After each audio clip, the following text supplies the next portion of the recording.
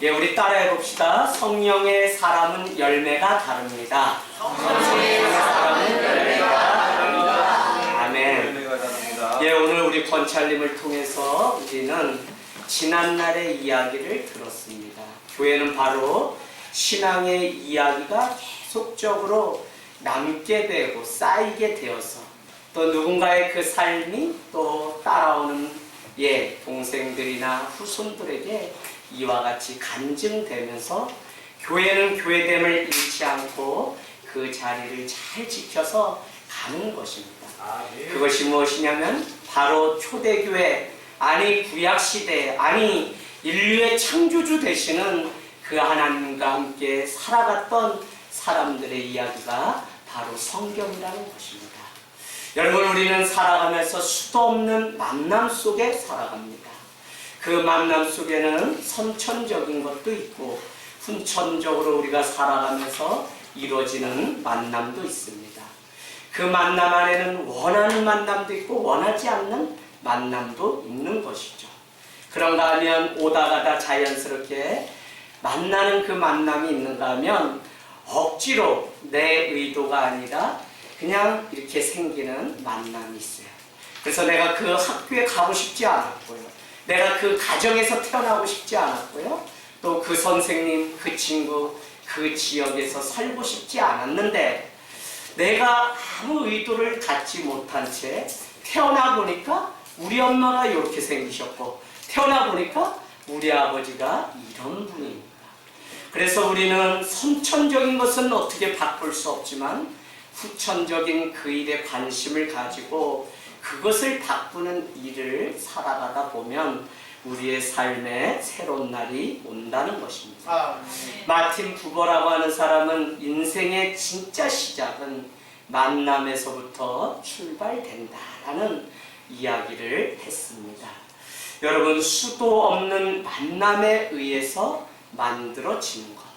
내가 어느 가정에 태어나고 어떤 학교를 다니고 하는 일들은 어찌할 수 없다고 해도 내가 그 이후에 태어나서 살아가면서 하루하루 삶을 만들어가고 이 작은 퍼즐 하나하나가 모여서 이재학이라고 하는 한 사람의 인생을 만드는 것 같이 정말 만남을 통해서 우리의 삶이 만들어진다는 사실을 안다면 여러분은 다른 것에 관심을 갖지 말고 오늘 우리가 이렇게 만나고 우리가 함께하는 이 일이 내 인생을 새롭게 만들 수 있다는 놀라운 사실, 인생에 감춰놓은 그 비밀을 보게 되기를 원합니다. 그래서 저는 선천적으로 내 운명처럼 찾아온 그것은 어떻게 할 수 없어도 내가 예수 그리스도를 만나고 지금 살아가는 나의 현재의 이 삶을 통해서 얼마든지 내 인생을 바꿔갈 수 있다는 놀라운 사실 앞에 여러분의 삶이 새로 태어나기를 원합니다. 여러분, 제가 군대를 늦게 가게 되었는데 100일 위로 휴가를 이제 다녀오게 돼요. 그 당시에 가장 인기 있었던 곡이 무엇이냐면 김건모의 잘못된 만남. 난 너를 믿었던 만큼 내 친구를 믿었기에 이렇게 시작하는 거 있어요. 그 당시로서는 가요지만 거의 랩에 가까울수록 얼마나 빠른 곡인지 모릅니다. 그런데 휴가를 가는 우리 3명한테 그냥 말년 병장이 숙제를 하나 줬는데 너네 셋이 가서 김건모의 잘못된 만남 다 외워서 와서 그 또 댄스까지 같이 해서 복귀하면 그 김건모의 그 노래를 부르는 게 숙제입니다. 그래서 그냥 며칠 나와 있는 동안에 계속 귀에다가 그냥 난 너를 만났던 만큼 내 친구를 믿었기에 하면서 얼마나 외우고 돌아갔는지. 그런데 그날 복귀해서 다들 한 명씩 테스트하는데 잘하는데 저는 뭐 그런 빠른 곡은 되지도 않고 지금도 남들은 30분이면 다 끝나는 설교를 말이 어눌하고 느려서 1시간씩 설교하는 걸 보면 참 느린 사람이에요. 그날 결국은 고참한테 줘 터지고 그야말로 그냥 김건모의 그 노래 제목처럼 잘못된 만남. 그래서 얼마나 그날 시달리고 며칠 동안에 그냥 고참의 그 귀를 괴롭게 했다고 갈구던지 그래서 괴로웠던 시간이 있습니다. 여러분, 제 인생 가만히 생각해 보니까 강원도 우지에서 이렇게 올라와서 그냥 다 빈손으로 도시라고 하는 아무것도 있지 않는 도시에 이렇게 전학을 와서 그 외롭던 시간에 어느 날 교회를 다니게 되고, 교회에서 그저 밤이 가는지 모르고 몇 날 며칠이고 함께 방학이면 라면 끓여 먹고 탁구 치고 기도하고 막 했던 형들이 있습니다. 그냥 밤새도록 뭐 일을 하고 공부를 하고 막 하다가, 그 당시에는 그냥 성적표를 가지고 오면 공부만, 교회 생활만 열심히 하면 안 되고요, 또 성적도 좋아야 돼요. 그래서 늘 중간고사를 끝나면 성적표를 담임 목사님께 보여드리면, 또 이게 안 되면 수학 정석 몇 페이지까지는 풀어서 검사를 받아야 되는, 그러니까 뭐 기도도 많이 해야 되고 예배도 잘 드려야 되고 성적도 또 어느 정도 나와야 되는 그런 교회.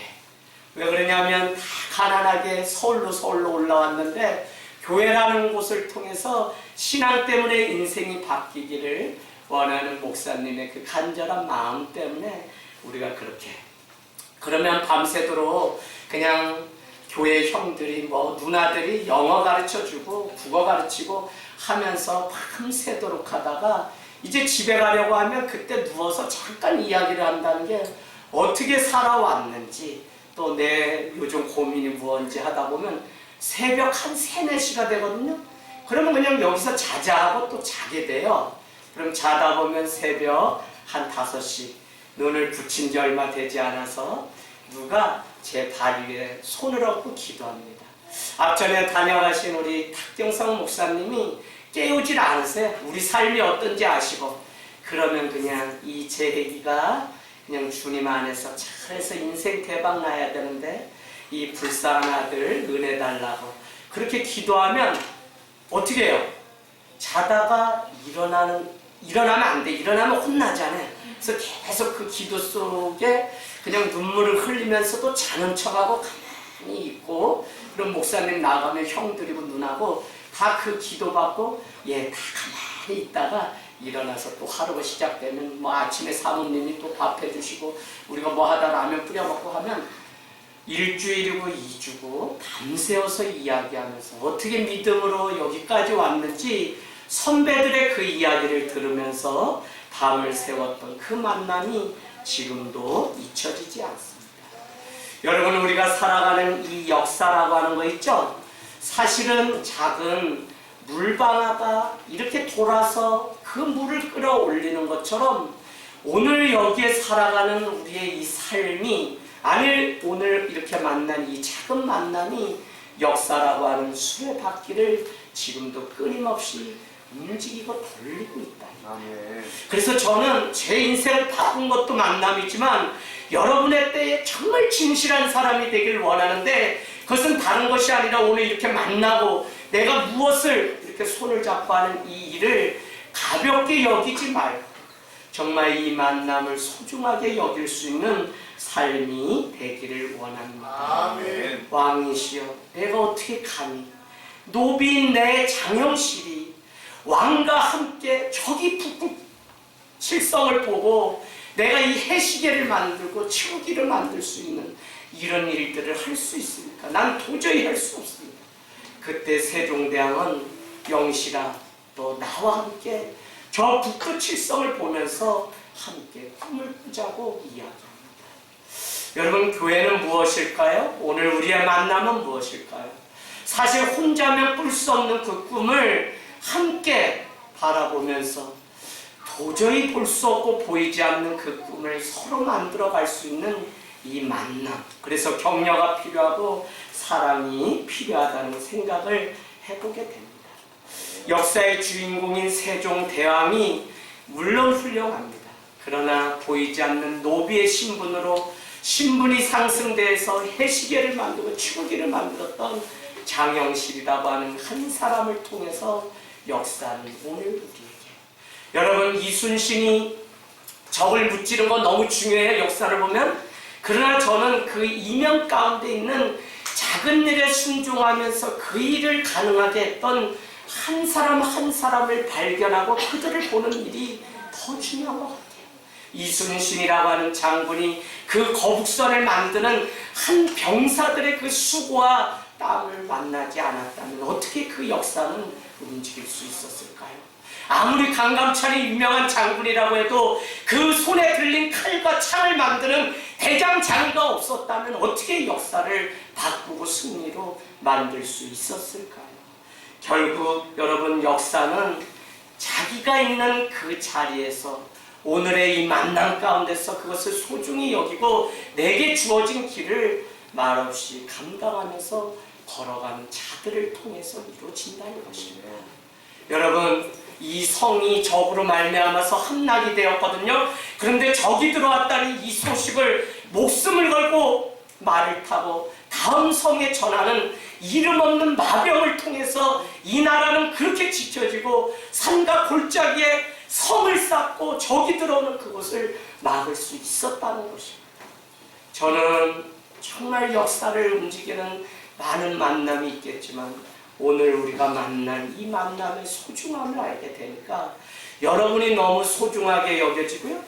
그러다가 제 마음 가운데 이것이 너무 감사가 되면 그냥 전화하고 싶고 문자라도 주고 싶은 때가 한두 번이 아니에요. 늘 역사책을 보면서 이 세상의 역사든 하나님의 역사든 결국은 역사의 주관자가 하나님이라는 사실을 알게 되면 오늘 눈물을 흘리고 오늘 괴롭고 힘든 이 모든 일들을 능히 역사의 주관자 되시는 하나님께 맡기고 살아갈 이유가 있다는 것입니다. 네. 여러분, 오늘 이 하늘 땅 교회, 아니 여기에 있는 우리 청년들, 청소년들이 무엇이냐면 샘과 같은, 샘은 무엇이냐면 저수지는 물을 모아서 가둬놓는 것이라면 샘은 계속적으로 어디서 오는지 모를 그 생명, 그 물이 끊임없이 밑에서 계속 보글보글 올라와서 세상으로 흘러보내서 그 샘이 결국은 냇가를 만들고 강을 만들고 그 샘이 결국은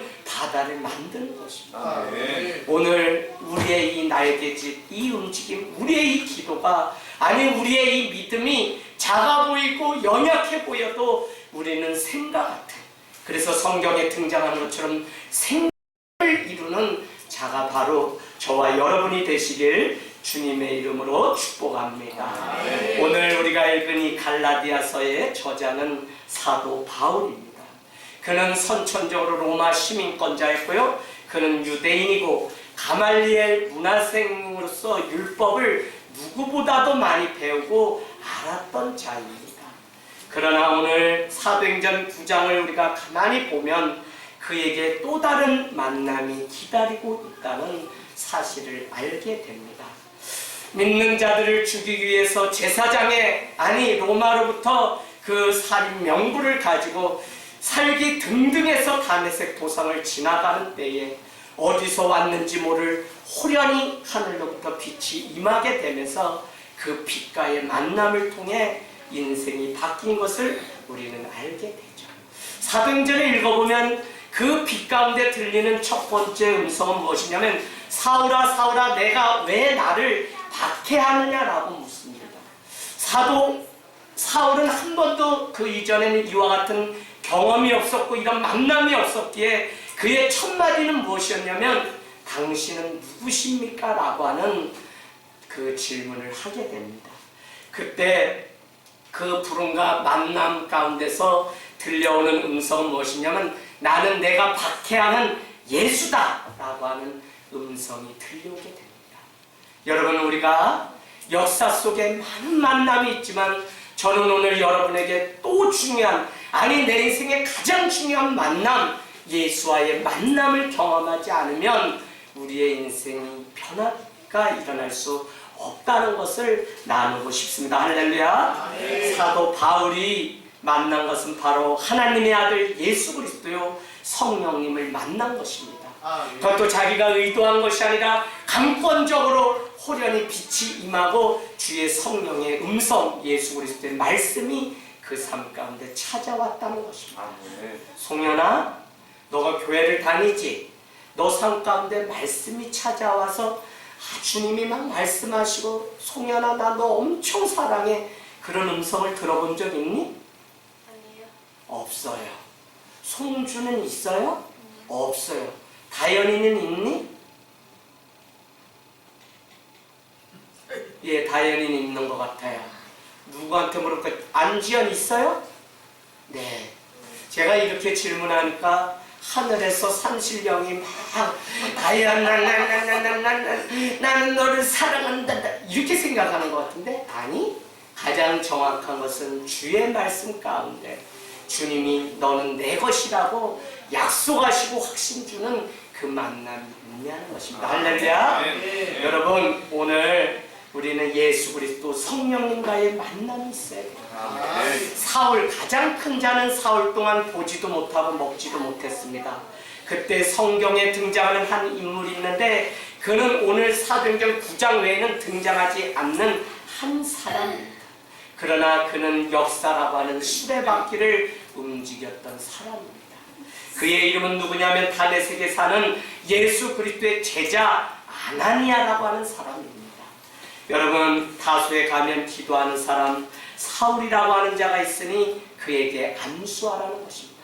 사도행전 9장 13절에 가면 이 아나니아는 그렇게 이야기합니다. 안 돼요, 안 돼요. 그는 믿는 자에게 해를 입히는 자라고 이미 온 성에 소문이 가득 났고요. 그는 제사장의 어명을 받고 믿는 자를 죽이기 위해서 살기가 등등해서 다니는 자입니다. 나는 그를 만날 수 없습니다 라고 한사코 거부하지만 주의 성령이 그에게 15절에 이렇게 이야기합니다. 아니다, 가라. 이 사람은 내 이름을 이방인과 임금들과 이스라엘 자손들에게 전하기 위하여 택한 나의 그릇이라. 할렐루야. 여러분, 주님은 무엇이냐면 사울의 인생을 위해서 우리의 눈에는 보이지 않던 아나니아라고 하는 그 한 사람을 준비하고 있었다는 것입니다. 그것이 바로 만남의 신비입니다. 어떻게 보면 저와 여러분이 만난 것도 하나님의 계획 속에 이미 만나게 하실 그 계획이 있었다는 것입니다. 아시겠어요? 옆에 있는 사람 한번 쳐다보세요. 이 사람도 그냥 만난 것이 아니라 주님이 이미 우리를 이방인을 위하여, 아니 이 대한민국을 위하여, 온 열방을 위하여 우리를 택한 나의 그릇으로 삼으시려고 만나게 하신 도구라고 하는 사실을 알게 되기를 원합니다. 사울은 큰 자, 바울은 작은 자. 사울이 주님을 만나고 이름을 작은 자라고 바꿨습니다. 왜 그럴 수 있을까요? 그가 주님을 만나고 성령님을 만나고 나니까 그 인생 가운데 가장 큰 자는 하나님 한 분 외에는 없었다는 것입니다. 여러분, 우리가 왜 주님 앞에 우리의 인생을 다 걸지 못할까요? 이 청년의 때 만나야 될 주님을 왜 만나지 못할까요? 그것은 내 인생보다 가장 크고 위대하신 우리 인간의 창조자가 되시는, 구원자가 되시는 그 하나님을 만난 경험이 없기 때문에 그렇습니다. 그래서 우리는 오늘 이 밤에 주님을 만나고 그분이 내 삶의 구원자이심을 우리가 고백하는 아름다운 밤이 되기를 원합니다. 오늘 사울이 만난 것은 아나니아뿐만 아니라 그는 하나님의 그 성령 예수 그리스도가 만났기 때문에 그 인생이 바뀌었다고 하는 사실을 우리가 알기를 원합니다. 그러고 보니까 우리가 살아가는 이 역사라고 하는 것은 수많은 만남을 통해 좋은 스승을, 좋은 벗을, 좋은 영적 멘토를, 좋은 부모를, 아니 저기 독립운동을 했던 사람들을 보면 좋은 동지를 만나고 좋은 시대, 좋은 역사를 만났던 것을 우리는 보게 됩니다. 그러나 이 만남을 가능하게 하고 그 많은 만남 뒤에는 바로 역사의 주관자이신 하나님이 계시기 때문에 그 하나님을 만나야만 우리의 인생이 변화되고 승리하는 삶이 될 수 있는 줄로 믿습니다. 여러분, 오늘 우리가 여기에 왜 왔죠? 왜 왔어요? 하랑이 여기 오늘 왜 왔어요? 저요? 예배하려고 왔어요. 준이 예배하려고 왔는데 왜 왔어요? 누굴 만나려고 왔어요? 하나님? 그는 누구 만나러 왔어? 네. 네, 하나님을 만나러 왔어요. 예배가 왜 소중하냐면 그냥 와 앉아있는 게 예배 아니라 오늘 이 예배 가운데 말씀하시는 역사의 주관자이신 하나님을 우리가 만나고 가야지 그게 참된 예배입니다. 그래서 영과 진리로 예배하라고 우리에게 말씀하고 있거든요. 물론 지금은 어려워요. 오늘 특별히 우리가 모여서 예배해야 된다라고 해서 막 온 사람들이 있어요. 안 오면 혼날 것 같아서 온 사람들이 있어요. 그러나 저는 어떤 모양으로 왔든지 주님을 만나고 돌아가는 귀한 시간이 되기를 원합니다. 우리가 만나는 하나님은요, 창조자 하나님이십니다. 우리가 오늘 만나실 우리의 죄 가운데서 우리를 살리신 그분은 예수 그리스도입니다. 우리가 오늘 이 예배를 통해서 만날 분은 새 힘을 부어주시는 바로 성령님을 만나야만 우리는 거듭나서 새로운 인생을 살아갈 수 있습니다. 왜 만나야 되냐면 우리는 누구냐면 바로 하나님의 진노 가운데 있는 자녀입니다. 여러분 본래 진노의 자녀라고 말씀합니다. 얼만큼요? 예수 그리스도가 나를 위해 죽어야만 할 정도로 우리는 죄된 백성이에요. 진노의 자녀입니다. 그러나 잊지 마십시오.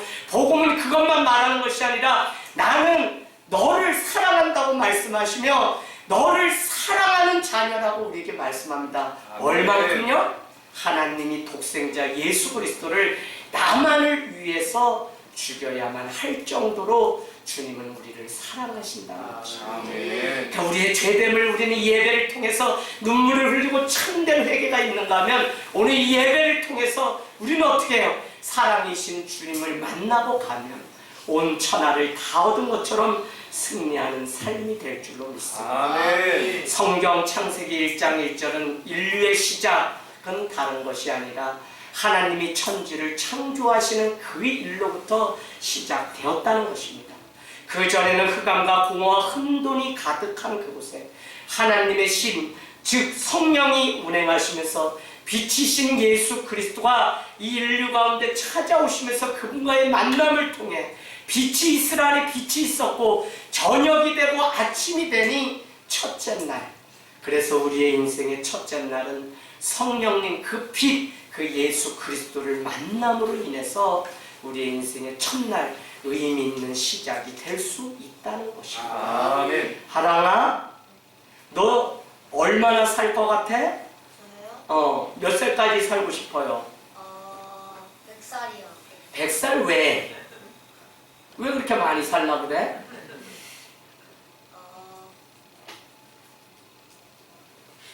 이유는 없어요. 이유는 없어요. 은채는 몇 살까지 살 거야? 몰라요. 네, 모른다. 여러분 그러나 사명과 비전이 끝나게 되자 신명기 마지막 장에는 누구요? 모세는 눈도 밝고 기력도 쇠하지 않았음에도 불구하고 사명이 끝나니까 하나님이 120세에 데려갔다고 말씀하고 있습니다. 마치 오늘날 많은 사람들이 우리가 눈으로 육신으로는 살아있지만 그 안에 성령님과 예수 그리스도가 계시지 않기 때문에 살았다 함에 이름은 가졌으나 죽은 자처럼 살아가는 사람들도 있다는 사실을 여러분이 아셔야 됩니다. 저는 우리 인간을 두 가지로 나눌 수 있을 것 같아요. 하나님을 만나기 이전과 이후의 삶. 우리는 주님을 만나기 이전의 삶을 그냥 자연인이라고 부릅니다. 그러나 어느 날 주님이 내 인생 가운데 찾아와서 우리의 삶을 견딜 수 없도록 흔들고 내가 그 성령 하나님께 내 삶을 다 걸어도 아깝지 않은 그때가 찾아오게 되면 우리는 비로소 신앙인이라고 부르게 되는 것입니다. 신앙인이 되면 오늘 갈라디아서가 우리에게 말씀한 같이 너가 무슨 공로로 무슨 열심으로 살아야만 구원을 얻는다고 하는 율법의 매인자가 아니라 하나님의 그 은혜로 우리가 살아갈 수 있다고 하는 은혜의 법, 성령의 법 아래 자유함을 누리면서 살아갈 수 있게 된다는 것입니다. 여러분 우리는 정말 복음을 만나면 복음은 무엇을 하라고 말하는 것이 아니라 은혜 가운데 우리가 그 성령님 그 하나님을 만나게 되면 우리의 삶이 하라고 해서가 아니라 자연스럽게 그분이 내 삶의 전부가 되기 때문에 내 삶을 드려도 아깝지 않은 삶이 될 수 있다고 말씀하고 있다는 것입니다.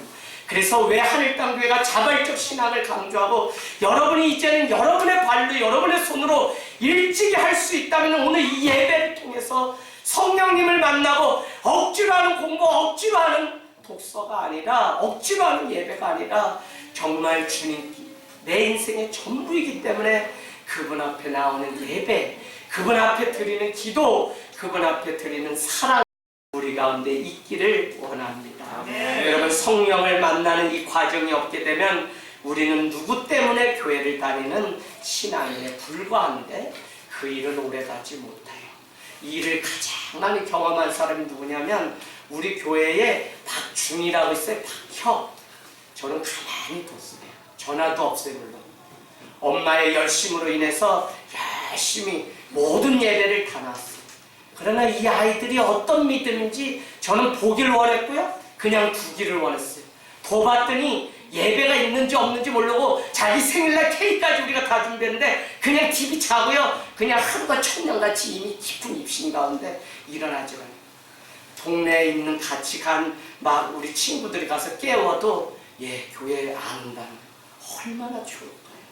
전에는 엄마를 따라서 억지로 안 가면 밥 안 주지, 용돈 안 주지, 뭐 안 주지, 할 수 있는 게 하나도 없었는데 엄마가 선교를 떠나고 나니까 모든 세상이 나의 것이고 모든 것을 내가 다 가진 자처럼 자유하게 살 수 있어요. 내가 그냥 일어나고 싶은 시간에 일어나 보고 내가 먹고 싶을 때 먹어보고.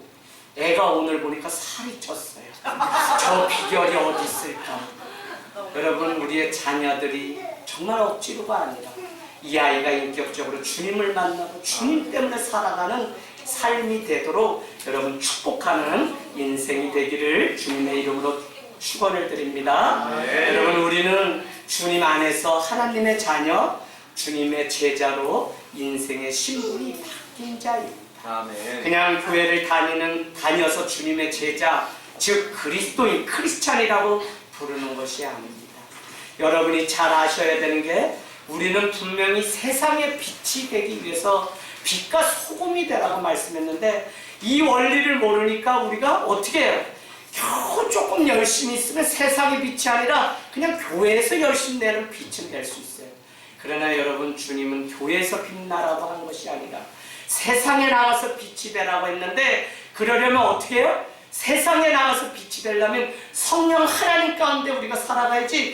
그러지 않으면 세상 친구들이 살아가는 것처럼 오락실 가고 싶고 게임이 더 좋고 핸드폰이 잠시라도 내 주머니 내 손에 있지 않으면 잠을 못 자서 잠자는 그 시간까지도 머리맡에다 두고요, 밥 먹는 그 시간에도 얼마나 한 번에 여러 가지들을, TV가 없으면 못 살고요.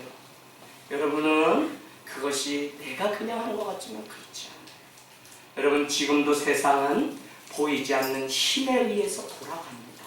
어떤 사람은 그것이 돈이 힘이고요, 명예가 힘이고, 어떤 사람은 그것이 학벌이 힘이고요, 어떤 사람은 내가 어느 대학에 가는 게 자기 인생의 힘이라고 여기고 살아요. 그러나 믿는 우리는 그 힘에 의해서 살아가는 자가 아니라 성령의 힘에 의해서 살아가기 때문에 세상에 그 힘을 가지지 않아도 우리는 낭망하거나 좌절하지 않고 주님 앞에 성령 가운데 살아가는 그 인생을 우리는 살아간다는 것입니다. 여러분, 성령의 힘을 의지해서 살아가게 되기를 원합니다. 세상의 힘이 아니라 성령의 힘으로, 성령으로 살면 더 이상 세상 육체의 일로 인해서 우리는 염려하거나 근심하지 않아요. 더 이상 상처가 우리를 지배하지 않습니다. 우리는 성령의 법 안에 우리가 살아가면 우리에게 꿈을 주시고요, 우리는 세상을 등이 살아갈 이유가 있다는 것입니다. 사랑하는 여러분, 초대교회는 마가의 다락방에서 기도하다가 오순절 성령이 임하면서 그냥 각종 방언을 하면서 교회가 세워졌습니다. 우리가 오늘 모인 이 교회, 예수님 때에 세워진 2020년이 지난 오늘날의 이 교회 시작은 마가의 다락방에 모여서 기도하다 성령이 임하면서 교회가 되었다는 것입니다. 그래서 교회는 죽었다 깨어나도 다른 것 아니라 성령의 능력을 힘입어서 살아갈 때 교회는 교회가 되고, 교회는 더 놀라운 것이 그냥 이 건물이 교회가 아니라 사람이 교회, 우리 한 사람이 교회, 위아더 처치, 우리가 교회라고, 우리가 교회. 그렇다면 이 교회의 능력은 정말 성령 가운데 충만한 성도 한 사람 한 사람이 살아있을 때 그 교회는 정말 주님이 원하시는 교회가 될 수 있다는 것입니다. 여러분, 핍박도 있었고요. 초대교회는 그러나 그 핍박에 아랑곳하지 않고요. 다시 오실 재림의 주님을 예배하고 그분을 위해서 주님이 명령하신 대로 나가서 어떻게 오늘 읽었던 것처럼 모든 족속으로 제자 삼기 위하여 그들은 핍박, 베드로와 요한은 옥에 갇히는 일들, 사도 바울은 옥에 갇히는 일들이 있었어요. 그러나 그들은 좌절하거나 낭망하지 않고 주의 성령의 일하심을 믿고, 아니 헤롯이, 아니 지금 다른 벨릭스와 아그리파 그 로마의 왕, 분봉왕이 지배하고 있는 것 같지만 그 뒤에 계신 하나님이 일하심을 보고 그들은 옥문에서도 열리기까지 찬양을 하고 그 밤에 신라와 바울이 찬양할 때 옥문이 열리는 것을 우리는 보았습니다. 베드로가 옥에 갇히게 되었거든요. 나사렛 예수 그리스도의 이름으로 일어나 세우려고 하니까 어떻게 해요? 그 일어나게 되자 그 일이 솔로몬의 행각에 소문나게 되자 그는 갇히게 됩니다. 그때 초대교회는 그를 풀어달라고 기도한 것이 아니라 뭐라고 했다 그래요? 우리 베드로 사도가 그곳에서도 담대히 예수 그리스도의 복음을 전할 수 있도록 기도하였다는 것입니다. 여러분, 핍박도요 성령 가운데 사는 그들을 막을 수 없었고요.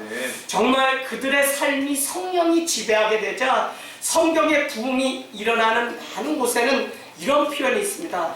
각 성에 말씀이 진동하니 부흥이 일어났다고 이야기합니다. 각 성에 들어가 복음을 전하는 자들이 성령을 힘입어서 기동하니 그곳에 놀라운 부흥이 일어났다는 것입니다. 여러분, 육신으로 우리가 힘을 주고 열심히 사는 그것은 힘을 다 세잔해서 더 이상 힘쓸 수가 없겠네요. 그러나 성령이 주시는 그 힘은 어디서 나왔는지 우리가 알 수 없다는 거죠. 이번 주에 너무 아프셔서 병원 가서 안박 다 찍었더니 뭐 여기저기 저도 마음 가운데 근심도 돼요.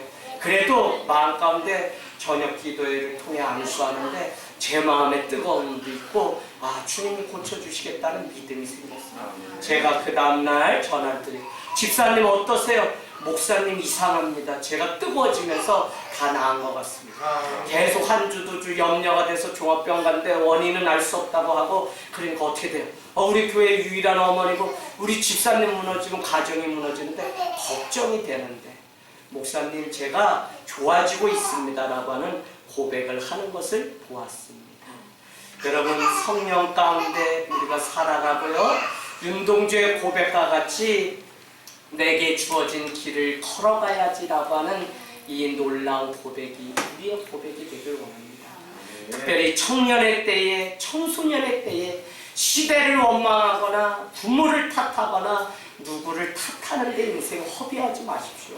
여러분이 성령의 사람으로 다시 거듭나게 되면 오늘 권찰님이 여러분에게 권면한 것처럼 어느 때 있든지 하나님을 붙잡으십시오. 성령님을 붙잡으면 여러분의 인생을 바꿔가시고 내가 어느 가정 어디에 태어나고 어느 마을에 어느 학교에 간 것은 내 힘으로 어찌할 수 없다고 해도 성령 하나님을 만난 그 인생은 얼마든지 그 삶을 바꾸고 만들어갈 수 있다는 사실을 여러분이 기억하시고 그렇게 살아가게 되기를 원합니다. 오늘 우리가 읽은 말씀 결론은 이것입니다. 우리가 예수 그리스도를 믿는 동안 우리는 성령으로 살아가야 한다는 것입니다. 그렇지 않게 되면 뭐라고 얘기하죠?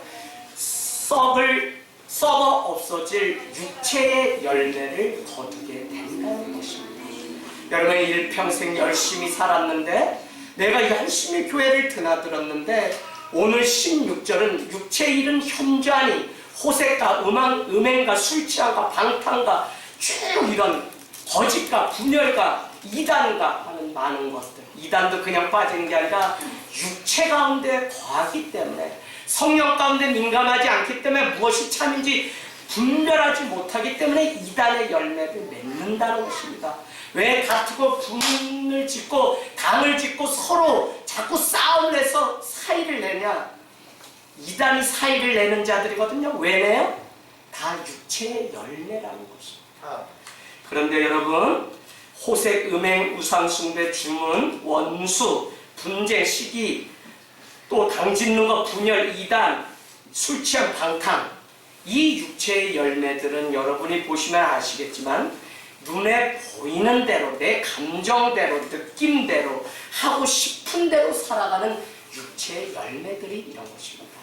그래서 주님의 마음이 없으니까 화가 나면 분을 내고 저 사람 싫으면 그냥 당을 줘서 갈라지고 하는 일들이 다 무엇이냐면 육체의 열매인데, 오늘 성경은 오직 성령의 열매도 있다는 것입니다.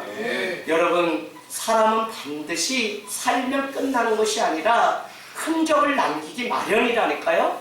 그 사람이 어떤 흔적을 남겼는지를 오늘 성경은 굳이 열매라고 하는 단어, 근데 그 열매가 육체의 열매가 있는가 하면 어떻게 해요?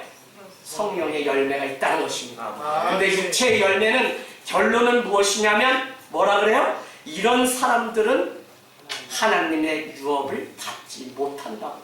그러니까 다른 말로 하면 열심히 하나님을 믿고 예수를 믿어도 그 삶 가운데 열매가, 성령의 열매가 있지 아니하면 어떻게 구원에서 멀어진다는 것입니다. 저는 정말 여러분이 날마다, 특별히 이 청년회 때 여러분이 한번 목숨을 걸고 살아보라니까요. 목사님이 고3 때 예수를 만났잖아요. 봉순이, 봉녀, 봉자, 순여자, 이봉춘. 그래서 태어나서 그냥 우리 집이 절간 다녀가지고 그냥 누이 셋 다음에 저를 낳았대요. 저를. 그러니 저도 어떻게 돼요? 저 기와장에 제 이름을 올려놓고 너는 부처님이 점지해줘서 나왔으니 너는 이제 그냥 나 까딱 잘못하면 스님 될 뻔했다니까요. 우리 어머니가 그냥 아들 못 낳아서 쫓겨나기 일보 직전에 전설고향 보면 물 떠주면 누가 스님이 꼭 지나가잖아요. 스님 물 떠주면 스님 뭐라, 이 집에 우환이 있군요. 이 집에 좋은 소식이 들릴 겁니다. 나는 이런 뭉뚱거리는 소리는 나도 할 수 있을 것 같아. 이게 무당이나 마찬가지. 그런데도 그냥 갈급하고 막 그 안에 그냥 문제 가운데 고민 가운데 사니까 그게 마치 그냥 하나님이 주신 음성으로 듣고 일평생, 제 고3 때까지 해마다 1년에 9차례 4월 초파일하고 가을 함축에서 학교 결석하는 날이 있어도 어떻게 흙다리가 다 장마에 떠내려가면 농사를 내려놓고 뒤에 쌀 한 마리를 저도 들러매고 치악산, 오대산, 사원사 절에 그렇게 가가지고 그거를 그렇게 열심히 냈습니다. 고3 때 교통사고를 통해서 하나님 살려주세요 하면서 덤프트럭과 제가 탄 버스가 사고가 났는데 그냥 내릴 수 있음에도 불구하고 내리지 않았어요. 왜요? 버스 기사 아저씨가 제가 어디서 내려야 되는지 다 아는데 졸다가 피곤해서 학생 몇 정거장 더 왔구만, 이제 곧 종점이 오는데 유턴해서 가다가 내려가다 내려줄 테니 여기 앉아있어. 그래서 우리가 탄 버스에 6명이 있었는데 저는 그래도 내리려고 했는데 아저씨가 사탕 하나 주면서 저를 이뻐라 해서, 그래서 바로 뒤에 앉아있는데 어머, 차가 밀린다고 아저씨가 미개통 지역 공사 중인데 빨간 줄로 이렇게 쳐져 있잖아요. 불 넣고. 근데 글로 들어가서 우리가 역주행해서 올라가는데 코너 도는데 덤프트럭 공사 차량이 내려오는데 저도 모르게 하나님 살려주세요 하고 깨어나니까 사람들 다 죽었다 그러고 경인일보 신문에 나고, 나도 저기 경기도 이천에 실려가서 발 뒤꿈치가 그 토큰 넣는 그 회수권이라는 넣는 토큰 거기를 발로 차면서 뒷뼈가 으스러져서 병원에 입원해 있다. 그러고는 그냥 이렇게 해서 태어나서 학교로 갔더니 우리 담임 선생님이 집사님인데 저를 별명을 줘줬는데 넌 941생이다. 재아가 너 이제부터 교회 다녀라. 그래서 그냥 그 말이 무섭다 생각돼서 그날부터 성남에 있는 작은 교회를 다니게 된 것입니다. 여러분, 우리가 주님을 만난 것은 그냥 우리의 의도가 아니라 주님이 우리를 사랑하시는 증거고, 그 성령님이 오늘 이 예배 가운데 내 인생 가운데 주장하신다는 것은 성령 하나님이 나를 지키시고 보호하시고 세상 끝날까지 우리와 함께하고 계심의 증거가 바로 성령이 내 안에 있습니다. 성령이 내 안에 있게 되면 하나님이 싫어하는 것을 누가 하라고 하지 않았음에도 불구하고 내 마음에 걸림이 있어서 그 자리에서 금세. 근데 제가 집사님들, 권사님 돼도 성령 가운데 살지 않으니까 화나면 화내고 그냥 싸우고 싶으면 싸우고 기분 나쁘면 그냥 토라지고 성령이 원하는 삶이 아니에요. 여러분, 우리가 이 감정을 불발탄 만들고 하나님의 나라를 유업으로 우리가 받았다면 정말 우리의 삶이 그렇지 않아도 그 상황 가운데 예배를 원하시고 주님이 우리에게 너가 십자가에 달려 죽어야만 열매가 될 수 있기 때문에 성령 가운데 우리가 살기를 날마다 요청하고 있다는 것입니다. 아멘. 오늘 이 예배도 성령이 우리를 초대하셨고요. 누가 전해서 온 게 아니라 성령이 우리를 초대해서 이 예배 가운데, 그래서 성령의 열매는 희락과 화평과 오래 참음과 자비와 양성과 충성 8가지 열매가 9가지 열매가 이렇게 나와 있는 것을 보게 됩니다. 이런 자는 오늘 말씀 25절에 보니까 뭐라고 되어 있냐면 예수 그리스도의 사람들이라고 그렇게 표현해요. 성령의 열매를 맺고 사는 사람만 예수 그리스도의 사람들인데, 그들은 육체의 정욕과 탐심이 내 안에 막 이런 것이 더 올라와요. 저거 사고 싶어요. 저거 막 갖고 싶어요. 저거 뭐 하고 싶어요. 그러나 주님이 기뻐하시지 않는 거예요. 그런 정욕과 탐심이 생기면 십자가에 그냥 주저함 없이 못을 박아서 불발탄으로 만든다. 아멘. 저는 이것을 순종이라고 말합니다. 아멘. 여러분이 성령 가운데 사는 삶과 아닌 삶은 100% 다릅니다. 여러분이 이제는 뭐를 해야만 하나님의 축복 가운데 사냐면 성령 하나님께 순종하는 삶을 살아야 돼요. 순간 내 삶이 무너지고 다 놓아버리고 싶고 화를 내고 싶고 그런 일이 왜 없겠어요? 왜 없어요?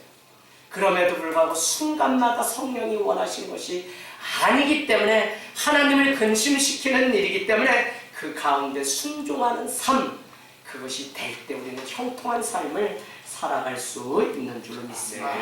결론은 이것입니다. 성령을 위해서 살아가는 사람은 성령의 열매를, 육신을 위해서 심는 자는 썩어 없어질 것들을 위해서 살아간다는 것입니다. 오늘 말씀은 우리에게 하죠. 맨 마지막 절에 그래서 성령 가운데 살아가는 사람은 3가지의 특징이 있는데, 첫 번째는 헛된 영광을 구하라고 해도 구하지 않는다는 것입니다. 여러분 꿈을 꾸십시오. 오늘 여러분이 꿈을 달라고 하나님 앞에 기도하십시오. 그러나 그것이 내 욕심을 채우는 헛된 영광이 되지 않기를 원합니다. 또 한 가지는 지금 힘들고 외로워도 우리는 서로에 대해서 노엽게 하지 않습니다. 부모가 자녀를 쉽게 노엽게 해요. 그래서 에베소서는 자녀를 노엽게 하지 말라고 부모에게 명령하고 있습니다. 여러분, 노엽게 하는 것, 그 마음에 정말 근심을 주는 그 일이 없습니다. 성령 가운데 살면요, 서로 시기하거나 투기하지 않아요. 저 사람이 잘 되고 뭘 하면 막 질투하지. 그러나 성령은 그것을 원하지 않고요. 서로를 위해서 계속 축복하길 원하시는 창세기 2장 1절은 안식 후에 우리에게 주신 것이 복을 주었다고 말씀하시고, 베드로 전서도 우리에게 욕을 욕으로 악을 악으로 갚지 말고 도리어 복을 빌라 이를 위하여 너희가 부르심을 받았다고 말씀하기 때문에, 선교나 우리의 존재 목적은 다른 것이 아니라 다른 사람을 축복하고 복을 빌어주는 삶을 위해서 우리를 부르셨다는 것입니다. 그래서 여러분, 우리는 투기하거나 시기하지 않고 다른 사람들을 세워가는 삶을 살아갑니다. 우리는 이런 사람을 하나님의 제자, 주님의 제자, 즉 그리스도인 리더라고 할 수 있습니다. 오늘 여러분에게 도전을 드립니다. 그냥 교회 다니지 마시고 주님이 한밤에라도 여러분을 찾으시고 깨우시면 성령 가운데 민감하게 있다 주님 앞에, 주님 제가 여기 있습니다, 저를 사용해 주세요라고 여러분이 말할 수 있는 자가 되기를 원합니다. 다윗은 골리앗과 싸울 잽이 되지 않습니다. 그래서 사울 왕은 얼마나 안타까운지 자기의 갑옷과 투구를 대신 어린 다윗, 하카톤, 말제입니다. 별 볼 일 없는 변방의 인생이라는 그 의미를 지닌 다윗에게 투구를 씌워주고 옷을 입힙니다. 그러나 다윗은 자기에게 맞지 않기 때문에 다 버렸다는 것입니다. 버렸을 때 그의 손에는 무엇을 들고 있었죠? 물맷돌을 들고 있었습니다. 여러분, 정말 주의 성령이 여러분 가운데 같이 하면 다른 사람 부러워하고 누구 이래서 뭐 이렇다 이런 거 말할 거 없어요. 내 손에 지금 나만의 물맷돌이 있는가가 너무 중요합니다. 다른 거 쓰려고 하지 말고 다른 것으로 싸우려고 하지 말고 주님이 오늘 내게 주신 그 은혜, 그 성령의 능력으로 우리가 살아간다면 하나님은 우리를 다윗과 같이 역사 가운데 세워주실 줄로 믿습니다. 주님은 누구를 사용하시냐면 똘끼가 있는, 다른 말로 또라이를 사용하세요.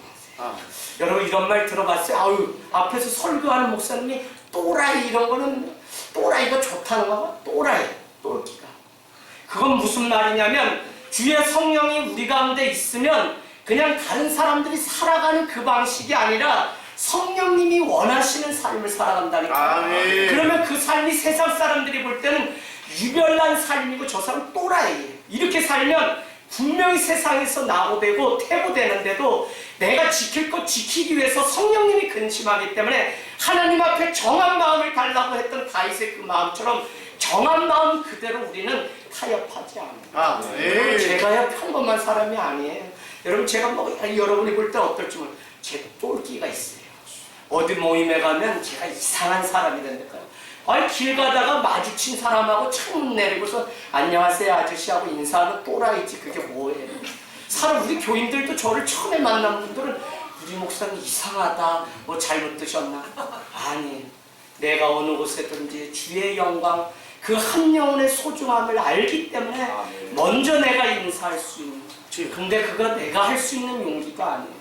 제가 뭐라고 그 용기가 있겠어요. 내 안에 성령님이 주시는 그 힘이 있기 때문에 말할 수 있는 거예요. 제가 우리 교회를 개척하고 도저히 세상 법으로도 되지 않아요. 이 법으로 안 돼. 그래도 동사무소 여기저기 찾아다니면서 제발 좀 도와주십시오.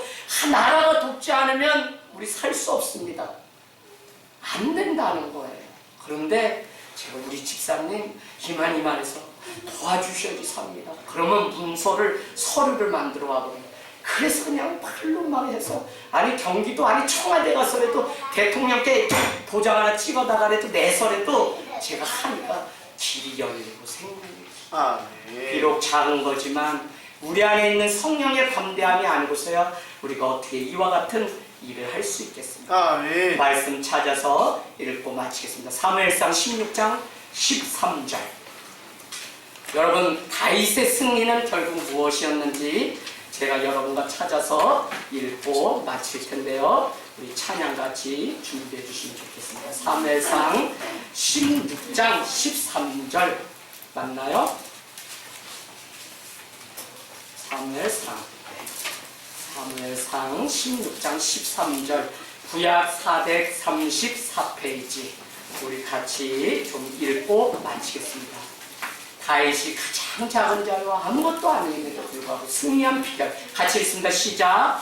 사무엘이 기름 풀병을 가져다가 그의 형제 중에서 다윗에게 부었더니 이날 이후로 다윗이 여호와의 영에게 크게 감동되니라. 사무엘이 떠나서 라마로 가니라. 아멘.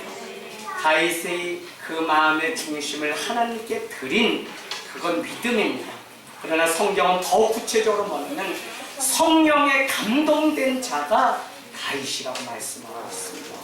여러분 오늘 우리 가운데 성령으로 거듭나서 성령으로 채워지고 성령 하나님을 감동시키는 삶이 우리 가운데 되면 분명한 것은 주님이 우리도 승리의 인생으로 바꿔 주실 줄 믿습니다.